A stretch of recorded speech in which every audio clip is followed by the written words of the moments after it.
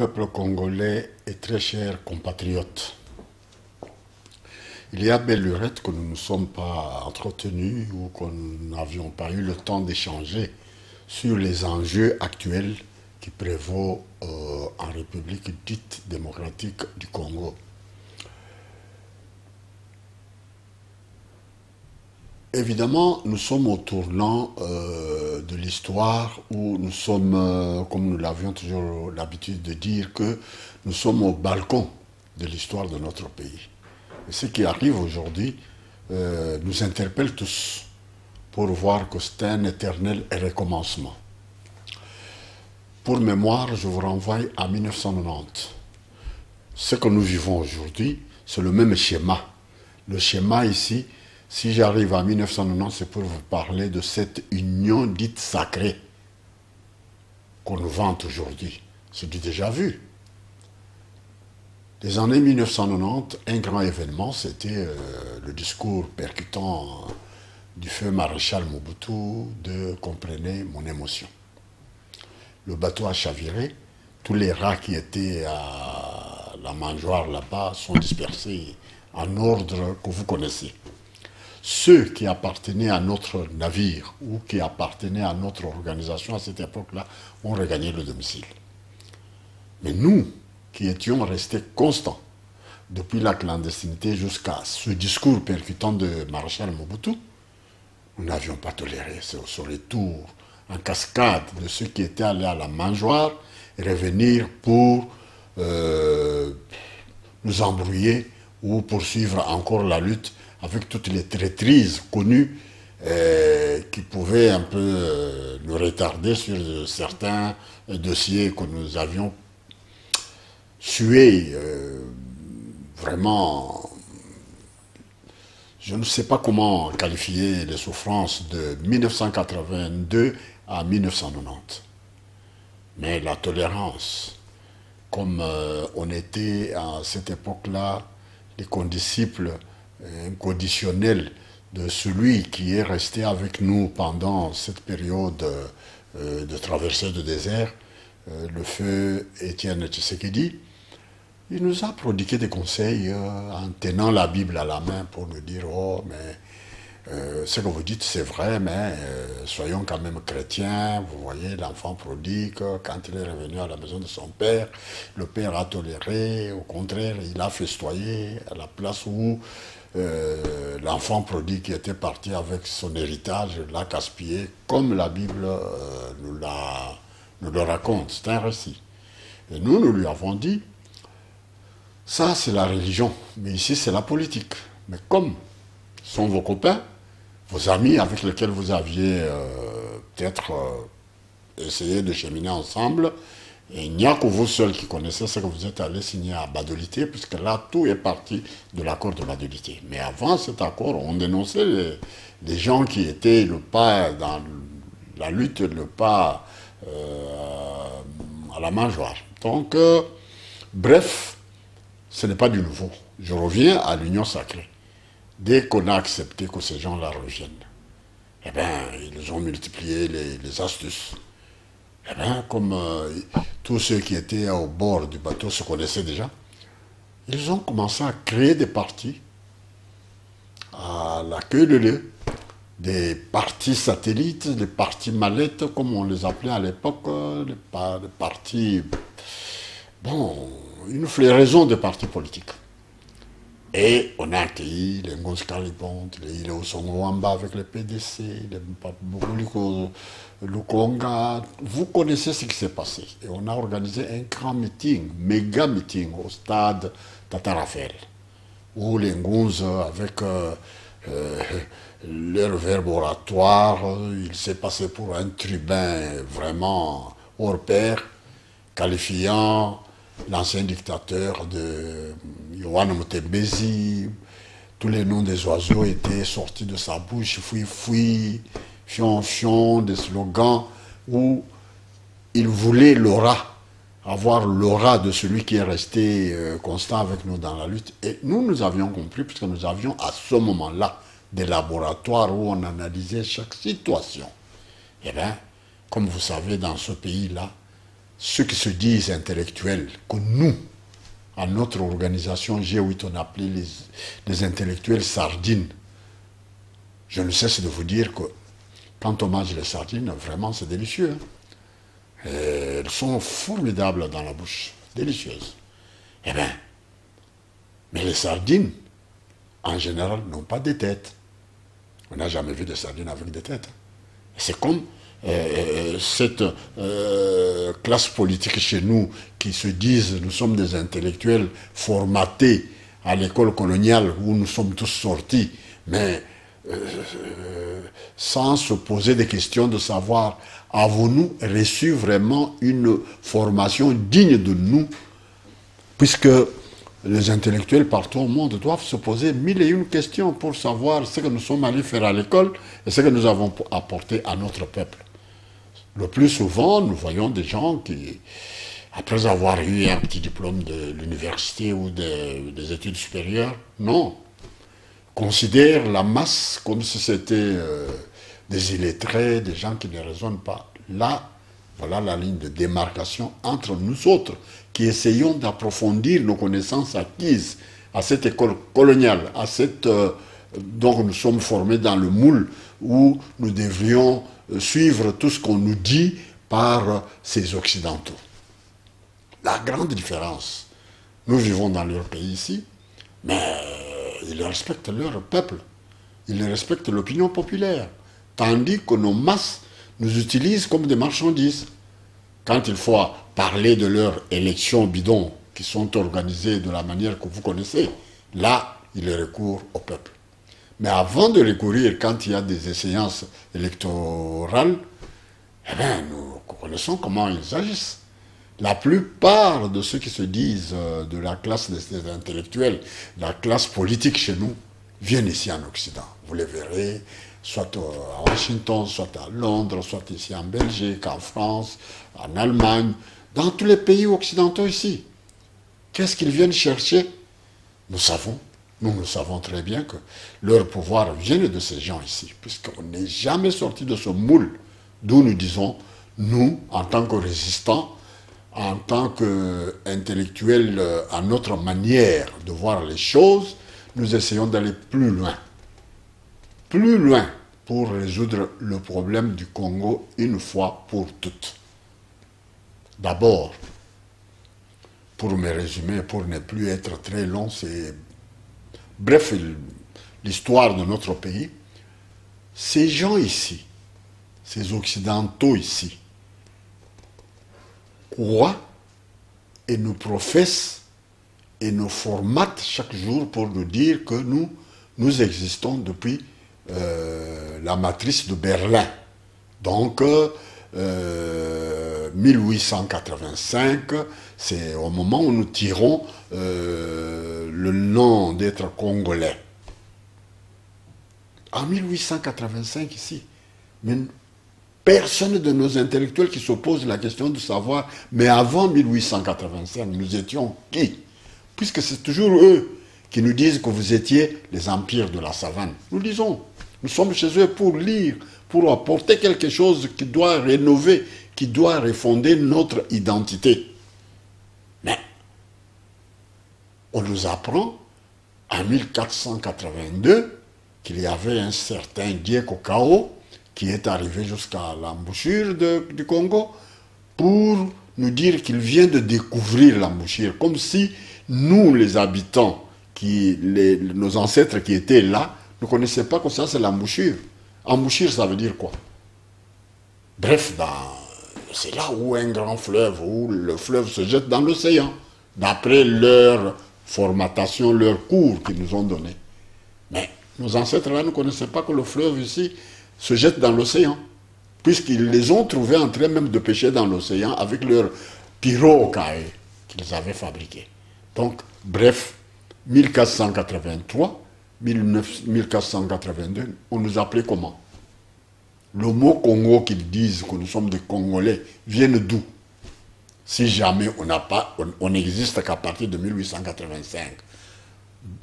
1885, c'est notre continuation de l'esclavagisme. Sous leurs bottes. D'abord, Le gâteau qui a été partagé à cette table à Berlin en 1885, chaque morceau du gâteau a porté le nom. Le Togo est devenu Togo. La Côte d'Ivoire est devenue Côte d'Ivoire. La Libye est devenue Libye. L'Éthiopie est devenue Éthiopie. Tous les morceaux là qu'ils se sont partagés à cette époque-là. Mais le nôtre, qu'on a confié au roi qui a prétendu avoir nous découvrir ou avoir nous, venir découvrir que voilà, nous sommes là au centre de l'Afrique, lui a eu ce morceau et il l'a immédiatement qualifié de l'État indépendant du Congo. Donc, en bref, il nous a trouvé des gens indépendants. C'est la première indépendance qu'on reconnaît internationalement que voilà, Léopold II a son État indépendant au Congo. Tandis que les Togo, les Congo-Brazzaville, les Cameroun, ça vient de cette matrice-là de Berlin. Mais ils n'étaient pas des pays indépendants. Sauf nous, nous étions indépendants. Et en plus, il ajoute, c'est sa propriété privée. Donc, il cache ce morceau-là à ses compatriotes belges. Donc, sa propriété privée. Je m'en vais plus vite pour ne pas trop prendre beaucoup de minutes à cette petite histoire de Léopold II. Eh bien,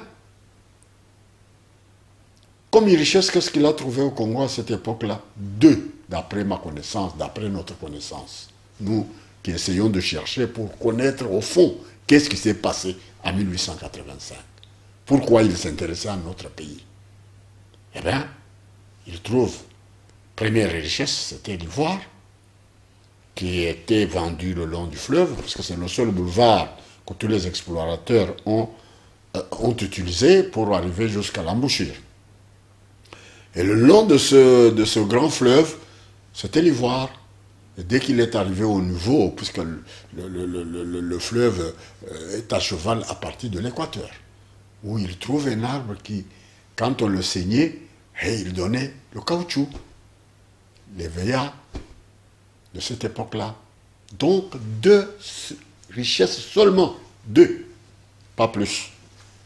Et dès qu'il a eu ces deux richesses-là, vous connaissez la suite.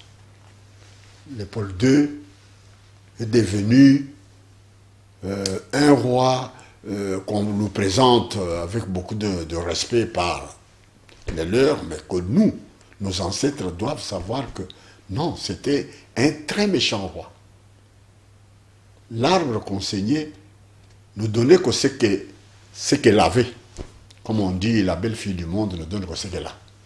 Et cet arbre-là qu'on saignait, puisque ceux qui écrivent cette histoire, le sang sur les lianes, si vous lisez ces livres, comment les Belges qui veulent un peu creuser pour connaître ce qui s'était passé, ils taisent beaucoup de choses aussi. Mais l'arbre ne pouvait pas donner 1 litre, puisqu'on exigeait à chaque indigène qui allait dans la brousse pour saigner l'arbre-là, qu'il amène 1 litre de latex. Hein? Donc, vous savez très bien que le 1 litre, dans les mesures l'unité de mesure, hein, 1 litre, c'est-à-dire 1 kilo de l'éveillant, parce que quand vous saignez, le latex est encore liquide, mais plus que vous cherchez ailleurs, il se coalise et il se coagule, et puis il devient un peu une boule.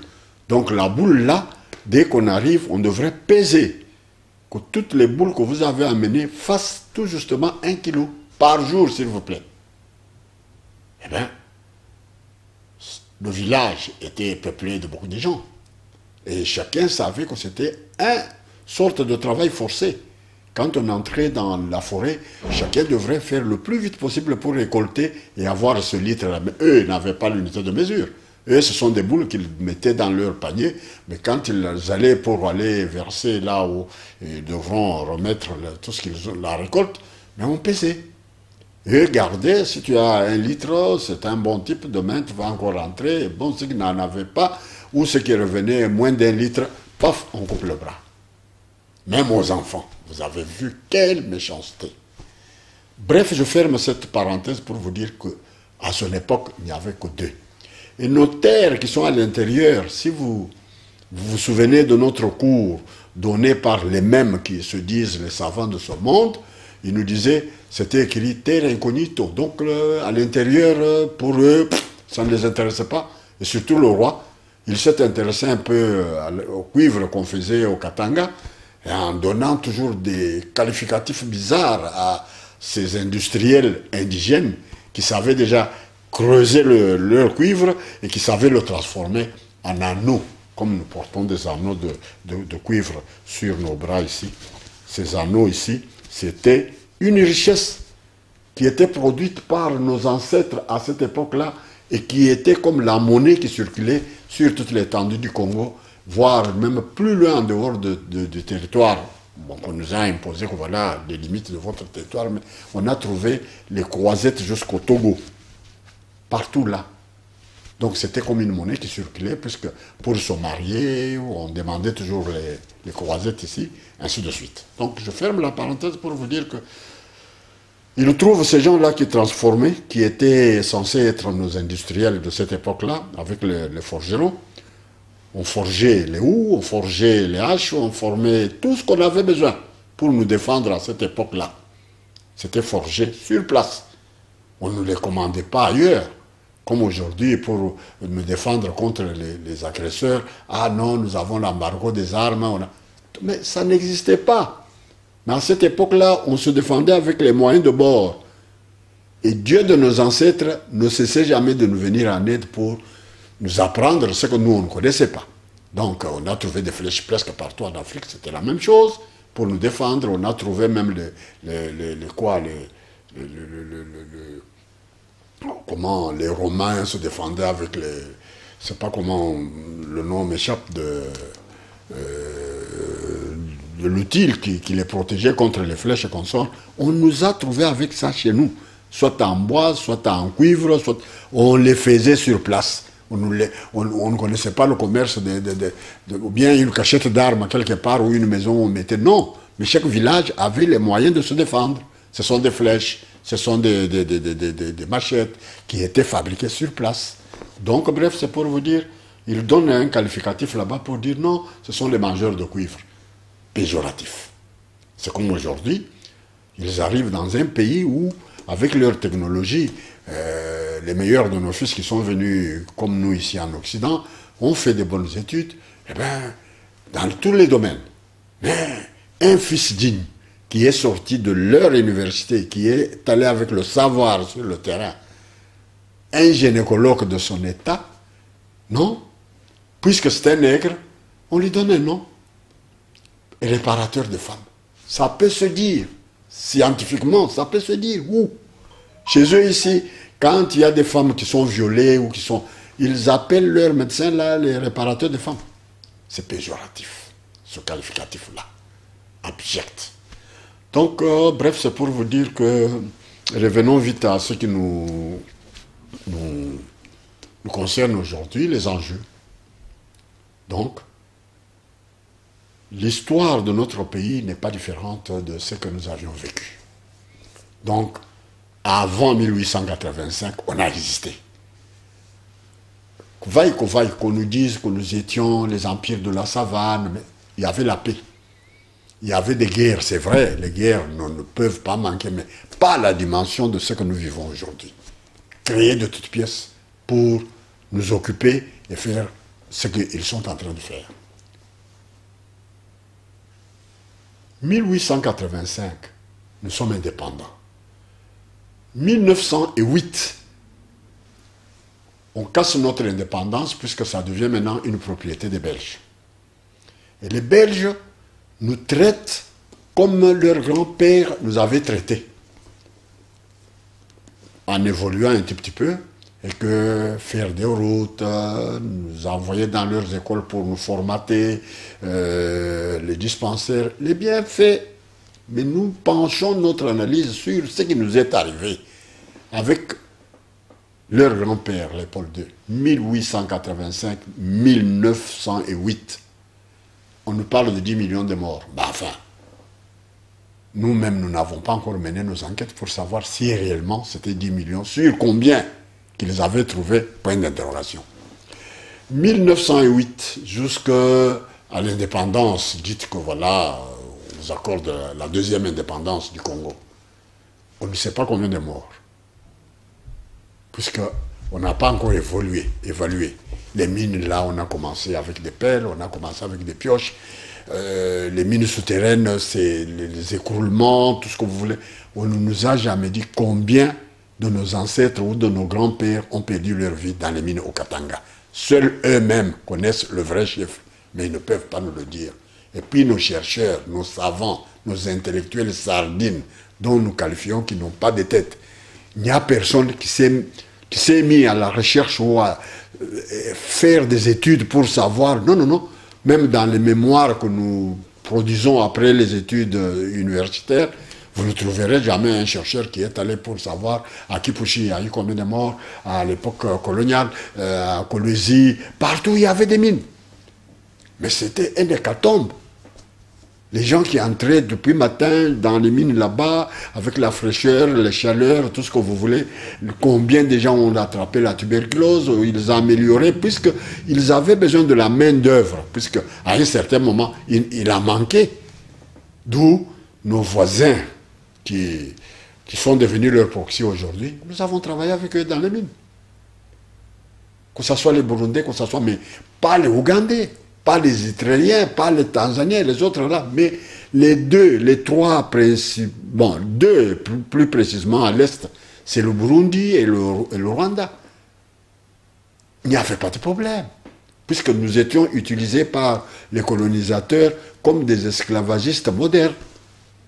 On allait dans les écoles, nos mamans allaient coucher dans les maternités, et on connaissait un peu des statistiques pour connaître combien de naissances. Ça, je ferme vite la parenthèse.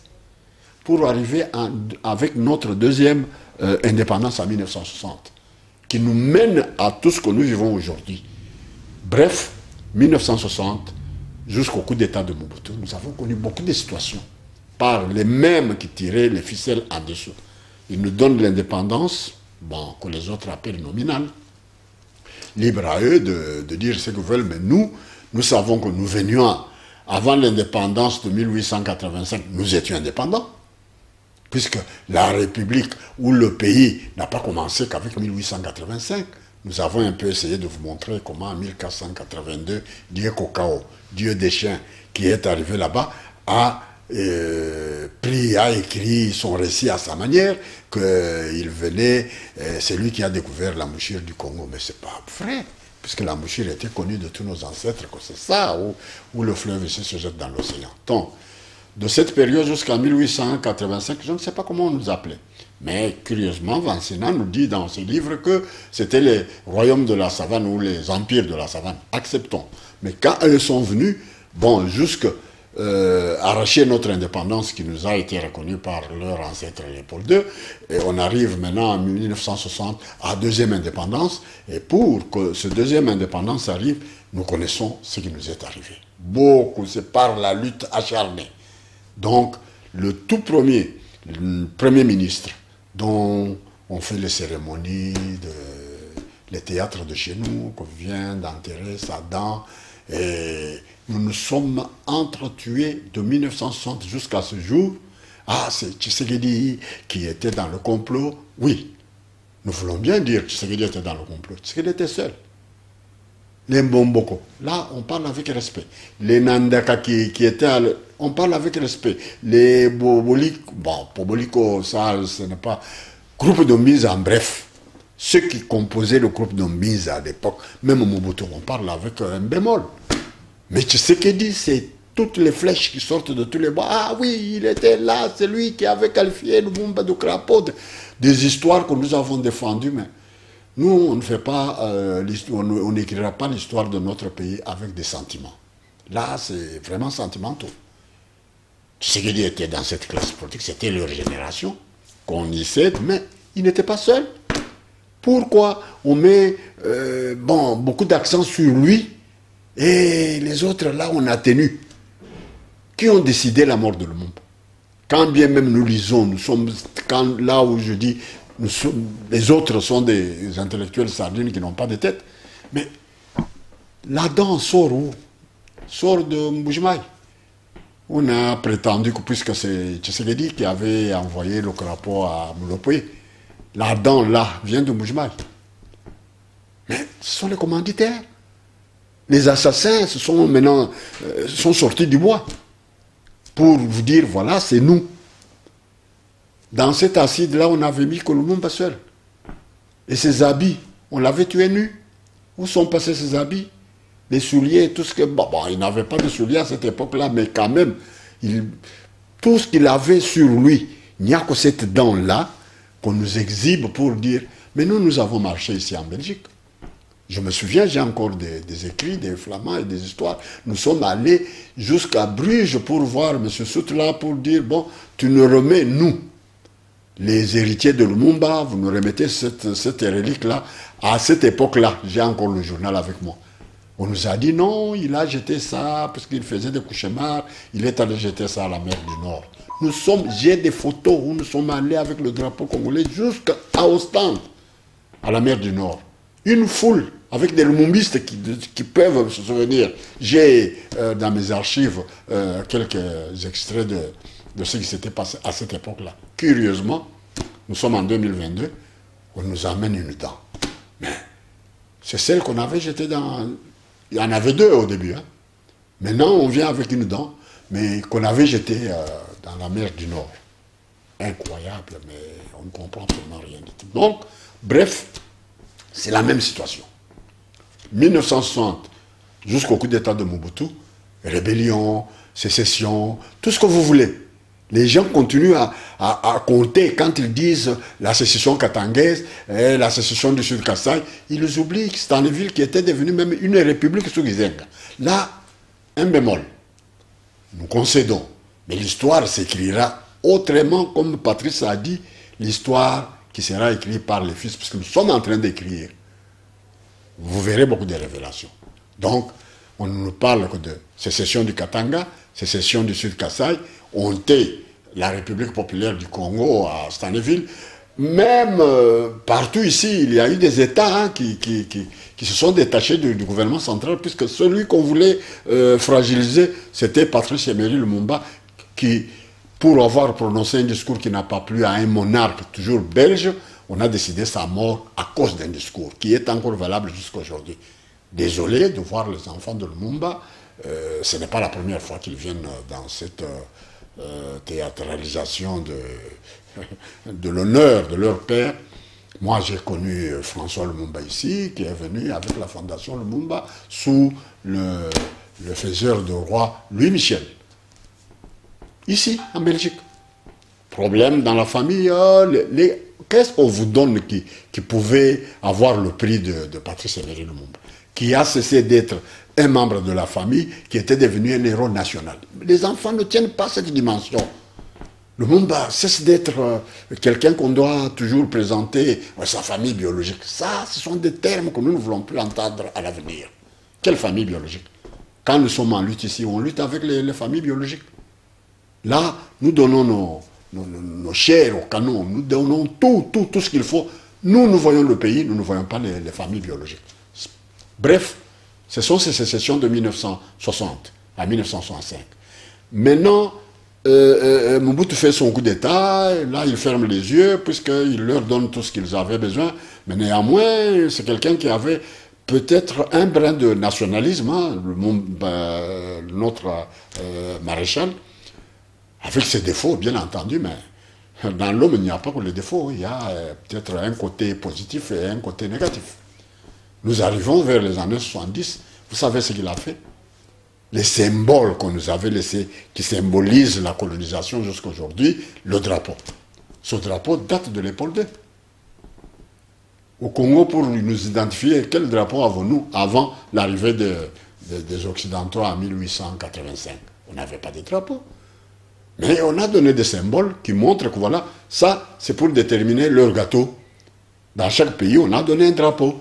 Et nous, on a donné aussi un symbole qui montrait que voilà, ça, c'est la colonisation belge. Et nous avons cheminé. Nous arrivons à l'indépendance du Congo.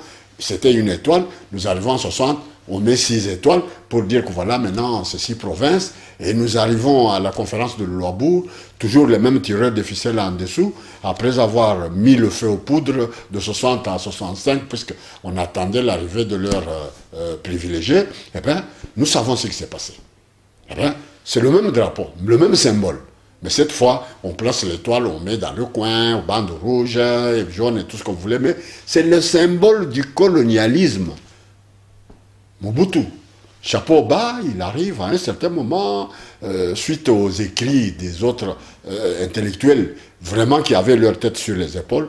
Je citerai Auguste Mabikalanda, dans son livre « Remise en question, base de la décolonisation mentale », et Mobutu a triché un peu, bon, quand Mabika écrit, c'est pour tous les Congolais, hein, on ne peut pas dire qu'il a triché, mais il a mis à la disposition des intellectuels qui pouvaient aussi interpréter ce que Mabika pensait, remise en question. Et Mobutu y a trouvé quelque chose, l'authenticité. D'abord, jeter les noms qu'on nous avait donnés, puisque sur les noms, là, on en parlera jusqu'à l'éternité pour dire que voilà, il y a à manger, à boire.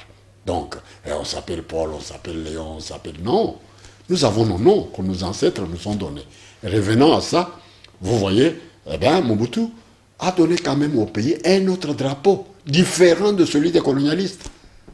Quand bien même on l'aimait ou on ne l'aimait pas, mais c'était un symbole fort.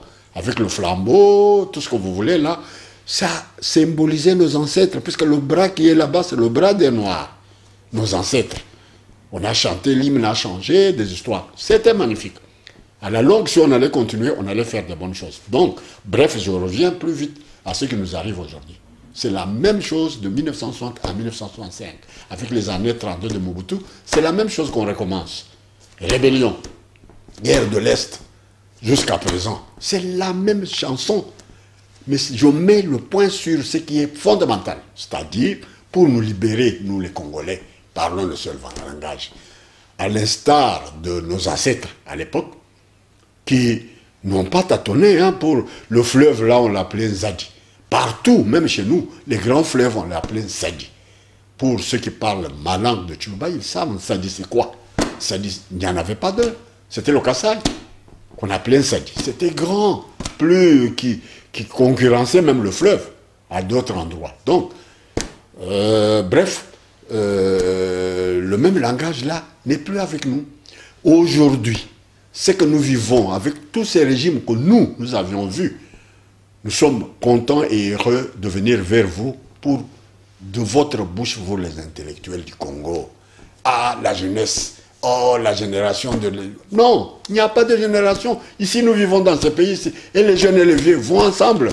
Le pays n'appartient pas qu'à la jeunesse. Cette histoire de jeunesse, vous l'aviez trop sermonnée avec l'arrivée de M. Kanambe, dont on vous a dit, voilà le nom de son père, le Congolais, hésite jusqu'aujourd'hui, jusqu'à s'en approprier, dire non, c'est le fils du pays. Ok, nous vous concédons, là, ce n'est pas notre problème, l'identité, puisque nous sommes maintenant dans la voie des panafricanismes, qui voudraient que, voilà, à l'instar de nos grands frères, les Nkrumah, les Modibo Keïta, les Barthélemy Bonganda, tous ces gens-là voulaient casser ces frontières nous imposées par le colonialisme. Le panafricanisme ne dit rien d'autre que ça. Eux vivent dans leur pays ici en minimisant les frontières héritées de leurs politiciens d'anciens temps. Mais ils ont brisé. Ils sont allés aujourd'hui, ce que nous vivons avec les Poutines là-bas, à la République fédérale de Russie. Ah non, l'URSS c'était mauvais, c'est du communisme. Et ils ont cassé ça. Et pour s'approprier ce qui était en URSS, eux deviennent Union européenne. Là c'est bon. Mais quand les autres étaient Union de République, non, là ça sonnait le communisme. Mais l'Union européenne, je ne sais pas ce qu'on peut dire, qu'on nous donne les qualificatifs et c'est du socialisme. Faux. Nous connaissons ce qui se cache derrière. Mais bref, c'est pour vous dire que voilà, nous ne parlons pas le même langage aujourd'hui. Ce sont les mêmes rébellions de 1960. C'est le même schéma qu'ils utilisent toujours diviser pour régner. Ils sont en train de le diviser, mais le Congolais ne parle pas le même langage. Tous, nous oublions. Aujourd'hui, je vois les intellectuels qui passent dans leur chaîne là-bas. Et nous, on a un projet dans un pays occupé. L'occupation, voilà le postulat, voilà le concept, voilà ce qui doit préoccuper le Congolais. On ne peut pas démarrer quoi que ce soit dans un pays occupé, mes amis. L'illustre disparu Honoré Ngwanda ne cessait jamais de dire ça et de prêcher que nous sommes occupés. Dans un pays occupé, on n'organise rien, même pas les élections. Occupons-nous des occupants. Dès qu'on va les mettre dehors, en ce moment-là, nous allons voir comment passer avec les choses. Nous étions occupés par les Belges. Mais nos grands-pères, les pères de l'indépendance se sont entendus pour parler le même langage. Ils ont fait un front commun ici en Belgique pour dire qu'il n'y avait pas de discours. Indépendance immédiate, inconditionnelle. Tous. Eh bien, quelques achetés, nous les connaissons, PNP et tout ça, qui... Hein, oh, Van Bilsen a dit 30 ans, même si Van Bilsen, on allait appliquer son plan de 30 ans. Vous croyez que les intellectuels sardines qu'il formait là, allaient nous faire... quel est ce pays-là où on a mis sur les rails du développement? En Afrique. Par le système occidental ici. Lequel? Où le noir est capable de décider par lui-même. Lequel? Citez-moi. C'est le même système. Donc, bref, je ferme ça plus vite que possible puisque j'ai pris beaucoup de minutes pour vous dire que mes frères, ne tombons pas dans ce que nous vivons. Oh, Kabound, oh... Non, non, non, non, non. C'est une distraction au théâtre de chez nous. Nous l'avons connu en 1990. Les rats ont quitté le Camagnol, le bateau Camagnol. On nous a envoyé les Ngouz, on nous a envoyé les Papa Ilewa avec les PDC, on nous a envoyé le ferry. Nous étions dans une union sacrée. Et la suite, vous la connaissez? Les rats sont rentrés à la mangeoire. Hein? Et nous sommes restés encore dans notre désert seuls, jusqu'au discours de Comprenez mon émotion. Et ils sont revenus. Et après, nous sommes allés à la conférence nationale pour refaire les mêmes choses qu'on avait fait à la conférence de Louloabourg. Puisque les tireurs de ficelle étaient toujours en bas, malgré que la conférence, il y avait une différence, c'est qu'on n'a pas vu ce qui chuchotait aux oreilles des Congolais de cette époque-là, ce qu'ils devront dire. Mais en dessous, ils étaient là. Nous connaissons les gens qui... tout ce qui se disait pendant la journée, le lendemain, c'est déjà dans le laboratoire des Blancs pour qu'ils sachent qui doit diriger. Parce que jusqu'aujourd'hui, c'est eux qui décident qui peut nous diriger. Mais c'est ça le système que nous devons bannir et que nous devons nous liguer pour casser cette dynamique-là. Ben, bref, je ne vais pas aller plus loin, c'est pour vous dire que, mes frères, nous sommes devant le tournant de l'histoire. Ce qui se passe en Ukraine doit vous interpeller tous. Le monde change, puisque la dimension géopolitique n'est pas bien analysée chez nous. Vous ne voyez pas comment le monde est en train de basculer. Nos amis de l'OTAN, mais qu'on se le dise, il y avait quand même une ligne de démarcation. Quand ils ont fait leur hypocrisie d'aller piétiner ce qui était l'Union des républiques socialistes soviétiques, ils ont concédé beaucoup de pays, et vous savez ce qu'ils ont fait dans ces pays-là, qu'on leur avait concédé. Les Polonnes, les Tchécoslovaquies, aujourd'hui nous avons les Kosovo. Mais on connaît, c'est l'histoire. Qui peut nier l'histoire? La vérité est têtue, mais c'est la vérité. Donc, bref, ce que nous vivons avec ce système finissant hein, du régime de notre fils Chilombo, dont, quand on l'appelle par son nom de Chilombo, il y a ceux qui toussent plus fort que les tuberculeux. Ah non, il s'appelle Tshisekedi. Non. Le fil conducteur qui nous relie avec nos ancêtres, ce sont les noms que nous portons. Tshisekedi a porté son nom avec fierté, lui donné par ses parents. Nous ne sommes pas dans un monde occidental où on doit copier avec les mains, mais vous vous coupez de vos ancêtres, puisque le nom de Chilombo là, ce n'est pas vous, ce n'est pas l'autre là, ce n'est pas celui-là qui lui a donné ses propres parents. Sa maman est encore vivante. C'est pourquoi on lui a donné le nom de Chilombo. Et comment on peut reléguer le nom là, à la fin, comme si lui avait mis au monde Tshisekedi? Non. Chez les Luba, on commence par... Mais même chez les autres Bantous, Zanga Mobutu, on le dit. Kongolo Mobutu, on le dit. On ne dit pas Mobutu Kongol, on ne dit pas Mobutu Zanga. Non. On commence par le nom que les propres parents ont donné à leur fils. Puisque ça, les relie à nos ancêtres. Mais si vous niez ça, mais vous êtes un homme vide, c'est un tonneau vide qui roule là. Donc lui n'est pas Tshisekedi. A Fiorturi, vous pouviez l'appeler peut-être Kassalou Tshisekedi, ça nous ferait du bien. Non, j'ai vraiment les larmes au cœur, je pleure pour voir le nom d'un grand homme. Quand bien même qu'on l'aime ou qu'on ne l'aime pas, mais il a fait son temps, il a fait sa part. Si aujourd'hui nous parlons avec fierté dans ce pays-là, qu'il ait ceux qui disent qu'il mangeait avec Mobutu, il buvait avec Mobutu, mais il n'était pas idiot jusqu'à ce moment-là. C'est un monsieur qui a laissé quand même des traces dans notre pays. Eh bien, prendre un grand nom des messieurs que nous n'avons pas encore pleuré, nous, les pionniers de cette lutte, nous, les cofondateurs de cette lutte, nous marchons avec l'amertume, puisque Tshisekedi n'a jamais été pleuré convenablement comme nous le pensions. Quand nous on a crié ici pour dire qu'il est pris en otage par la famille biologique, nous savons ce qui s'est passé. Et nous demandons ceux qui tiraient sur nous de remettre leurs flèches dans les carquois. Donc, bref, ce n'est pas cet enfant-là qui pouvait amener notre peuple au bonheur. Nous le savions. Lui-même vous dit, entre lui et celui qui lui a donné le pouvoir, il y a un deal. Personne ne voit, ne cherche à connaître qu'est-ce qu'il y a dans le deal. Dans le deal, première chose qu'on lui a demandé, c'est la tête de son père. Deuxième, c'est qu'on ne parle plus de cette UDPS qui faisait peur aux occupants. Le pays est occupé. Les occupants font la loi jusqu'aujourd'hui.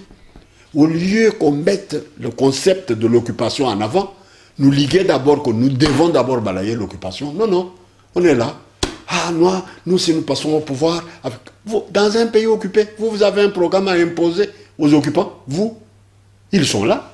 C'est eux qui vous occupent très bien et intelligemment. Donc, je ferme cette parenthèse pour vous dire, essayons d'agencer un peu notre discours. Moi, je ne vais pas entrer dans les détails sur les Kabound. Ça, c'est du théâtre de chez nous. Je vous ai donné l'exemple des Ngouz qui sont venus et après, nous savons la suite. Voyons la suite. Puisque Kabound n'est pas notre tasse de thé. Hein. Nous savons comment il est venu là-bas, hein, par... qui l'a amené. Si aujourd'hui, on met tout sur le malade qui était malade, Tshisekedi malade, on l'amène un type là, on dit voilà, mais non, nous savons ce qui s'est passé. Mais ce n'est pas le moment. Voilà, mes chers frères, ce que j'avais à vous dire sur cette histoire. Donc, l'histoire ne fait que recommencer. Comme en 1960, rébellion à l'Est. Toujours l'Est, le ventre mou de la République. Depuis 60, c'est le ventre mou. Tout a commencé toujours à l'Est. Les beignets, le sumialo, les moulés, tout. Les gizengas, c'est toujours l'Est. Eh bien, les tireurs de ficelles sont encore là. C'est eux qui en profitent, puisqu'ils viennent prendre leur matière première que Dieu, qui est juste et bon, a placé dans notre pays. Mais pour eux, nous devons disparaître pour qu'ils viennent. Mais ils l'ont fait avec les Indiens, en chose. Mais ce temps-là est révolu. Aujourd'hui, qu'il y ait un plus grand, un autre fils, un ange qui vient aussi pour essayer de bannir ce système vraiment jeté à la poubelle de l'histoire, ce système occidental, ce système qui nous impose des dirigeants indignes de nos peuples, et que le peuple se laisse embourber, se laisse traîner dans les élections. Celui qui parle des élections dans ce pays, de la République, à démocratiser, c'est un traître. C'est quelqu'un qui n'a pas encore compris ce qui se passe. Donc, cette classe politique, moi, je ne vais pas là-bas pour dire que voilà, il y a des bons. Parmi ces gens-là qui ont déjà compris notre discours, le pays est occupé. Premier postulat, premier concept, première lutte que nous devons conjuguer ensemble, c'est de bannir l'occupation. Que chacun rentre chez lui. Le travail que nous sommes en train de faire aujourd'hui, quand bien même nous sommes ici à l'extérieur, mais l'écho commence à se faire entendre. Suivez ce qui se passe maintenant chez leurs commanditaires, les États-Unis. Ils se tiraillent. Puisqu'aujourd'hui, si la Chine gronde, si la Corée du Nord gronde, si l'Inde gronde, si tous les pays là qui veulent s'aligner derrière Poutine grondent, ce sont les matières premières qu'on est en train d'exporter Comme à l'époque, c'est pas moi, à quelle époque, non, même à l'époque coloniale, on contrôlait quand même la sortie des matières premières, mais aujourd'hui, c'est la foire, où on trouve tout le monde. Les Indiens, les Pakistanais, les Libanais, tout le monde trafique. Et on va même aux matières stratégiques. Donc, le langage commence à changer parce que nous faisons un travail de fourmi ici à l'extérieur. Quitte à ceux qui nous insultent, qui nous disent que voilà, vous êtes là-bas pour manger le non, mes frères. Je ne cesse de vous dire que l'Afrique a été libérée par les meilleurs de leurs fils qui étaient dans la diaspora, la vraie diaspora. Nous connaissons, nous savons ce que nous sommes en train de faire. Il y a des têtes pensantes, il y a des gens vraiment qui ne dorment pas, avec qui nous travaillons jour et nuit. Eh bien, l'écho se fait sentir. Bientôt, on va mettre fin à cette réaction et récréation. À bon entendeur, salut.